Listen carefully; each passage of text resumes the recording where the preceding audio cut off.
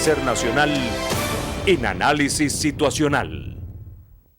Según Interlaces, solo el 29% de los venezolanos creía que el referendo revocatorio se realizaría este año 2016. Finalmente, esta consulta ha quedado postergada. La oposición se ha quedado sin banderas. ¿Por qué la Mesa de la Unidad Democrática no se planteó otros escenarios? ¿Prevalecieron acaso las aspiraciones personales por encima del interés nacional? ¿Es posible un acuerdo de unidad nacional? ¿Está en marcha una tercera vía como alternativa a la polarización? Esta es la situación que analizaremos a continuación. Soy Oscar Chemmel y les doy la bienvenida a este nuevo análisis situacional.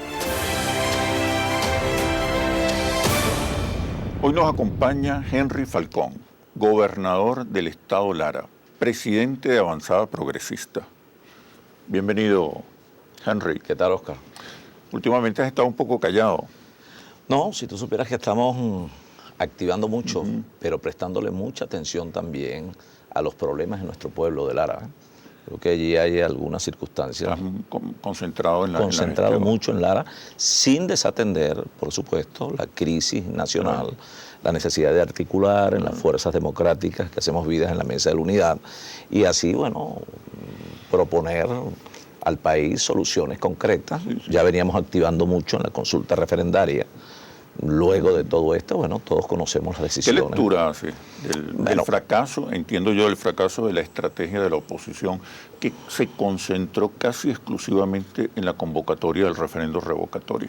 Claro, nosotros sosteníamos la tesis, y así lo hacíamos saber a lo interno de la Mesa de la Unidad Democrática, que el camino, la búsqueda de una salida frente a la crisis estructural del país que se había planteado con la consulta referendaria, no negaba la posibilidad de que a la par de ella pudiéramos también impulsar la consulta para las elecciones regionales, que era perfectamente válido.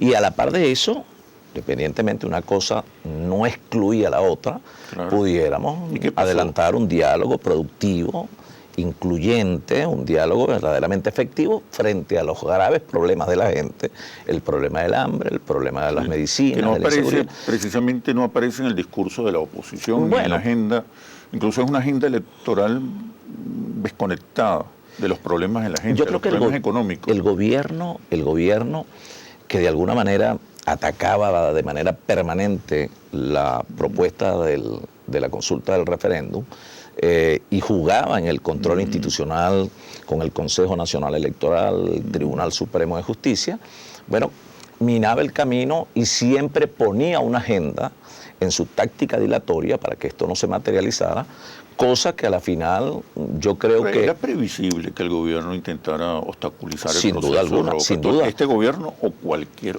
otro. Claro. Y sobre todo un proceso que es engorroso, que es difícil de realizar. Es verdad. Y no es sorprendente la decisión de estos órganos jurisdiccionales que de alguna manera gozan del aval del propio Tribunal Supremo de Justicia y que se da en una, pudiéramos decir, en una fase concertada frente al anuncio de la recolección del 20%, que ya mostraba un éxito rotundo que sin duda alguna iba a romper con cualquier expectativa que se planteara la propia Mesa de la Unidad Democrática.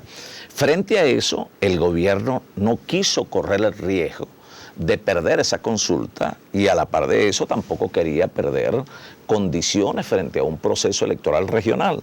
Por eso nosotros decíamos, era previsible lo que iba a ocurrir. Ya así lo reflejaban también muchos estudios de opinión. El gobierno jugaba al desgaste, jugaba además del desgaste a la desmotivación frente a la propuesta más eficaz, más expedita, más legítima, más democrática, como era la consulta referendaria.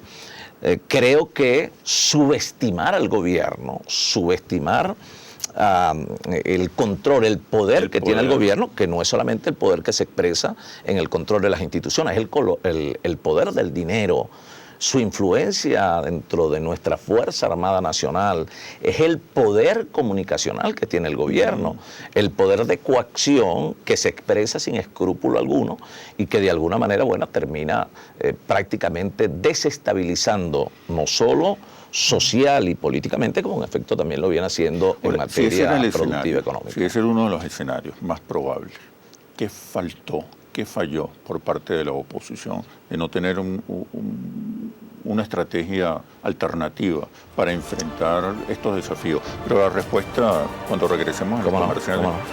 Ya venimos. ¿Qué sucede en el país?